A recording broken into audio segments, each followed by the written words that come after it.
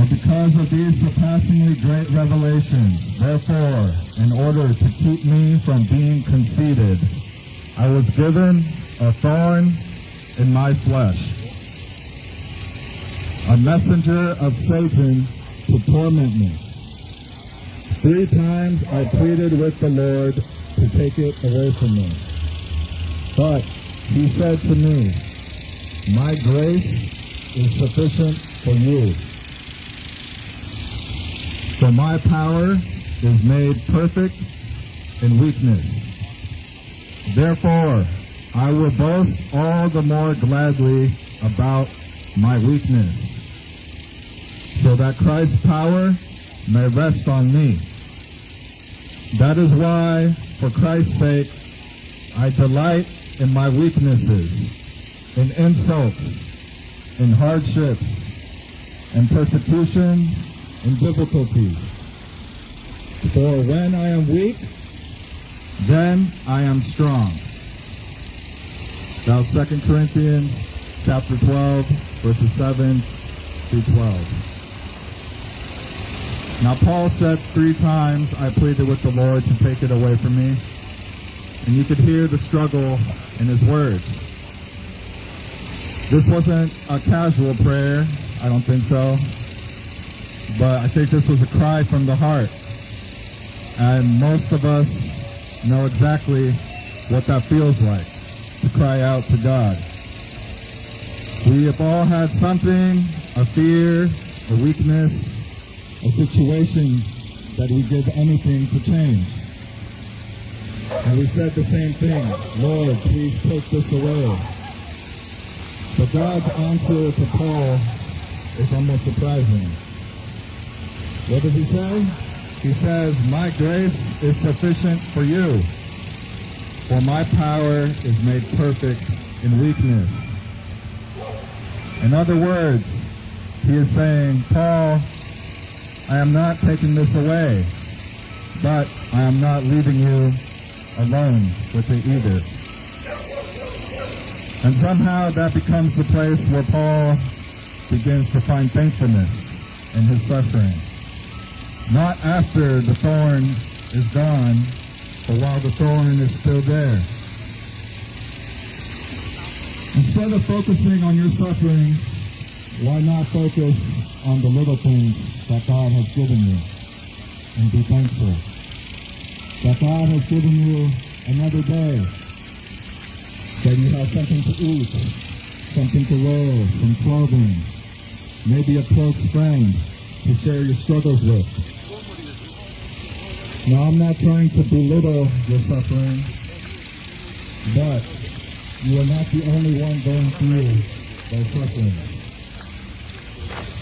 In 1 Peter chapter 5, the word says, be alert and a sober mind. Your enemy, the devil, prowls around like a roaring lion, looking for someone to devour. Resist him, standing firm in the faith, because you know that the family of believers all around the world is going through the same kind of suffering. Why do you think our suffering is so unique? Look at the reality. There are many others going through the same struggles and hardships. Now, thankfulness doesn't mean pretending that things aren't hard. It simply means recognizing that God is there and He is present. Even when your thorn remains, it means being able to say, Lord, I'm still struggling, but you're still with me, and I thank you for that. Paul begins to see that his weakness is not a sign that God has failed him. A lot of the times when things don't work our way, we like to blame God. But that's not how we should think. It becomes the place where Christ's power is most visible. And why do you think that it's so common for people to have the deepest connection with God when they're at their lowest points in their lives? When you have no option left but to turn to God, and by some miracle, He gave you a way out. To last one more day, one more week or another year. Aren't you thankful for that? So instead of resenting your weakness, start to receive it. See, God's grace is holding you up.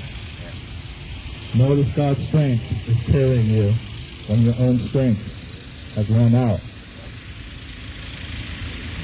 Most of us only want thankfulness that comes when life finally works out. But here, Paul finds thankfulness that comes in the struggle itself. A thankfulness that is anchored in who God is and not how easy life feels. And I wonder what that might look like for you. I'm sorry. Maybe your prayer has been the same as Paul's. Lord, please take this away. I know we've all said that before. And maybe so far the thorn still stays and it remains. But what if God is meeting you right there? What if His grace has been steady, but you do not realize it? And what if His strength has been carrying you more than you realize? And Paul ends with a beautiful line in the verse. He says, when I am weak, then I am strong. And that's really the heart of Christian thankfulness. It's not about having everything figured out. It's not about having a pain-free life. It's about discovering that Jesus Christ is enough. That His grace really can hold you. That your weakness is not the end. So today, maybe your prayer can be, Lord, thank you. Thank you that you haven't left me. Thank you that your grace is enough for me. And thank you that even in weakness, you are making me strong. And if Christ is with you, then even your weakness is not wasted. He can use that weakness and use it for good. Romans 8:28 says, and we know that for those who love God, all things work together for good, for those who are called according to His purpose. God's grace is not only sufficient, it's abundant and everlasting. Thankfulness is not about what God takes away, it's about who God is. And He is faithful. Now I know that things are difficult right now, but God will give you strength. Give thanks not only when things are going right for you, but under all circumstances. And don't only come to God when things are hard. No, talk to Him every day, whether things in your life are going good or bad. And that is a true relationship I pray for all of you to establish. I know that it's hard to find something to be thankful when you are at your lowest. But if you look deep enough, I bet there are a lot of things that you have looked over. I pray that this word has touched you today. And for those suffering, can you see it? That God's grace is enough for you.